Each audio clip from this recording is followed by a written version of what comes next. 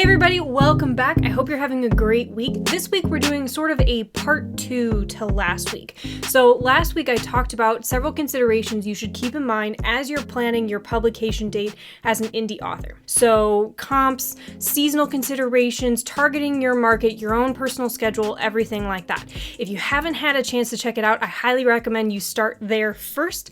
But this week we're going to take it one step further. Indie authors in general are prolific. They write quickly, they write a ton of books all at once, or they save them all up to be able to publish a series in coordination with each other or publish several books at once. So as a continuation from last week's video, I thought it'd be really helpful to talk about strategies that you can keep in mind as you're looking at publishing a series, not just one book. So with publishing a series, momentum and engagement are the key things you want to focus on. So at what intervals or how quickly do you want to publish your books? How many books do you have to publish? And how can you keep your readers engaged and interested in the in-between times, making sure they're not only talking to you now, buying the current book, but also looking forward to the next book and the next. So here are 3 strategies that I've seen work really well for a variety of authors for you to consider. So the first is the most popular and probably the one that you'll recognize is either a perma-free or perma-cheap book, meaning it's permanently that price of very cheap or free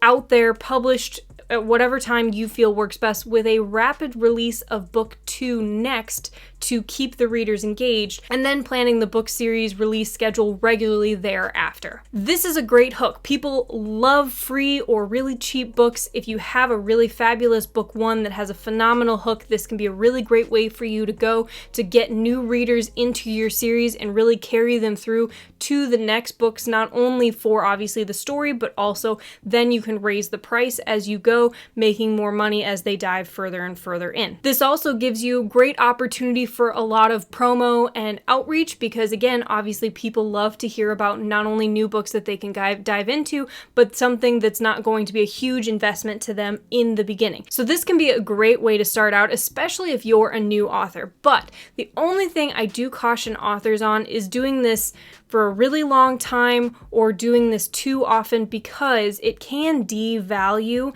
your opening book, as well as it can mess with your metrics. So if you have the perma-free model versus the permanently just cheap, so 99 cents, $2.99, wherever your range is, the permanently free can sort of mess with your metrics because a lot of people will download it but never read it. So you may see if you do a push in BookBub or on some other site that you're getting a ton of downloads, so you're expecting a lot of returns and a lot of reader retention onto book 2, and it may not come through because there are a lot of people that just download the moment it says free. So it is a consideration at what price you want to start this. Maybe you want to make it free every once in a while and have it just be a perma low price, and then have the readers dive into the series as they go from there. So there are different ways that you can approach this strategy.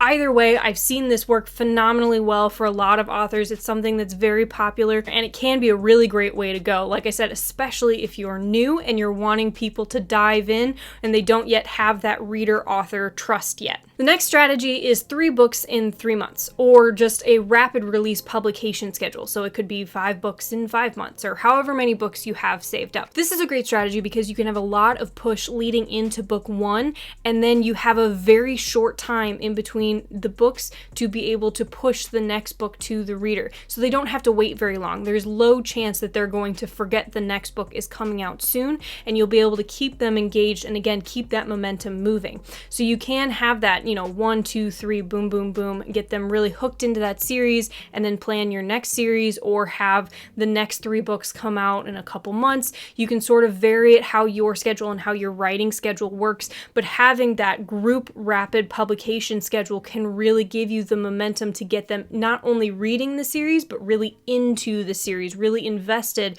so that then they may wait the 6 months for the next book instead of forgetting that, they read the first book and it was great, but they put it aside and never to be seen again. Really getting that engagement and that reader retention. Like I said, very popular strategy. It works both on the indie side and the traditional publishing side. You'll see this all over the place. It is really, really quick though, and obviously there's a lot that goes into leading up to publication, pub day, and then you're turning right back around and doing it again for the next book.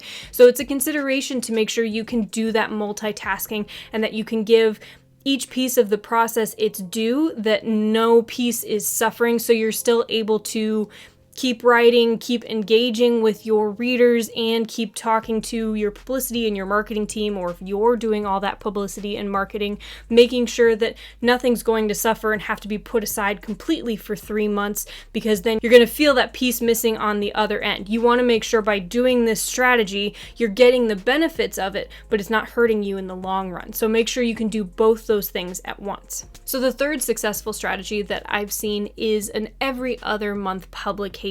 So this is a bit of a slower version of the rapid release publication that I just talked about before, but the reason that this works is because it sort of gives you that break in between the two, and then if you have a really lengthy series, or you're just quite prolific and you can have one book right after the other, then you can sort of have that level of consistency between publication date as well as all of the other responsibilities you have as an author. The reason this is so popular with a lot of self-published authors is because it also gives your books a little bit of breathing room so that you can gauge how those books are doing, how the market is doing, whether or not you may want to pivot as you start planning out not only the next book that's coming out, but your schedule in the future. So you have a book published in June, you see how it comes out, you see how the market reacts to it, and you see how the sales are doing, you're interacting with the readers, you're getting sort of that feedback in that way. Then in July, it's your down month. So then you're still paying attention to that book. You're obviously working on the next release as well,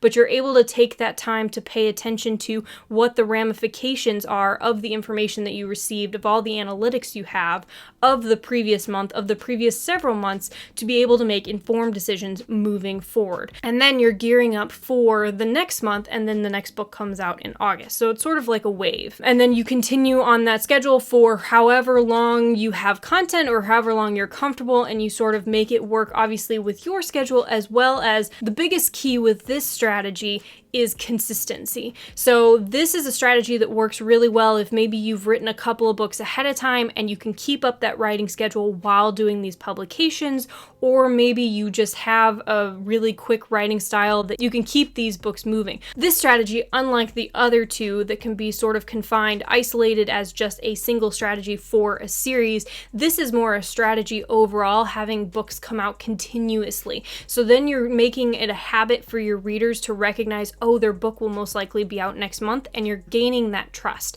So you want to make sure, if this is something that you plan on doing, that you can keep that consistency as much as possible. And as always, life will be a mess sometimes. So if you can't, then have that really active engagement with your readers to be able to let them know what's going on, when the next publication's coming out, if the schedule is changing. So that's something to consider as well as you think about doing this more every other wave type of strategy for not only your series, but for your books and your publishing career moving forward. And those are 3 strategies that I've seen be phenomenally successful in the market for a variety of genres. So these are 3 things that you can sort of keep in mind as you're planning your books, your publication dates moving forward.